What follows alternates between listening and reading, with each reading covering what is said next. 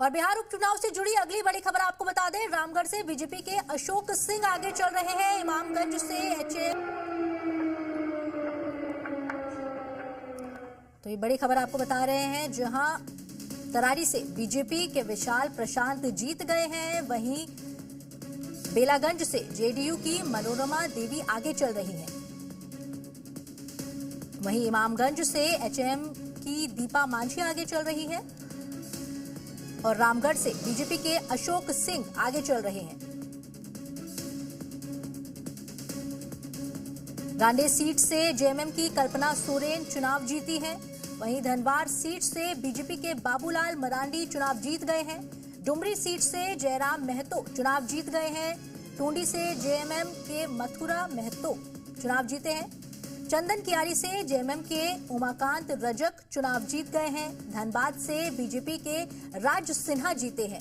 महेशपुर से जेएमएम के प्रो शफिन मरांडी जीते हैं। सरायकेला से चंपई सोरेन ने चुनाव जीत लिया है।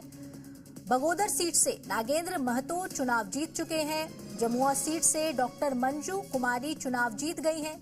गिरिडीह सीट से सुदिव्य कुमार सोनू चुनाव जीते हैं।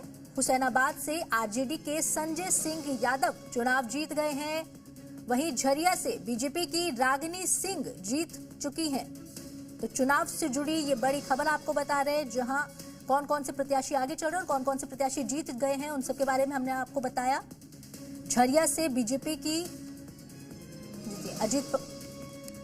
वहीं अजित पवार समर्थक फडणवीस के घर पहुंचे, फडणवीस के दफ्तर पहुंचे। शिंदे के घर लड्डू बांटे जा रहे हैं। 6 तस्वीरें आपको हम दिखा रहे हैं, जिसमें मुंबई में बीजेपी के दफ्तर में शिवसेना ने आतिशबाजी की है। जश्न का वहां माहौल है। फडणवीस के दफ्तर पर उनके समर्थक पहुंच गए हैं। शिंदे के घर में लड्डू बांटे जा रहे हैं।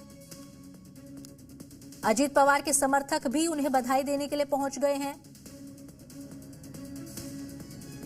तो मुंबई में ये जश्न का माहौल देखने को मिल रहा है।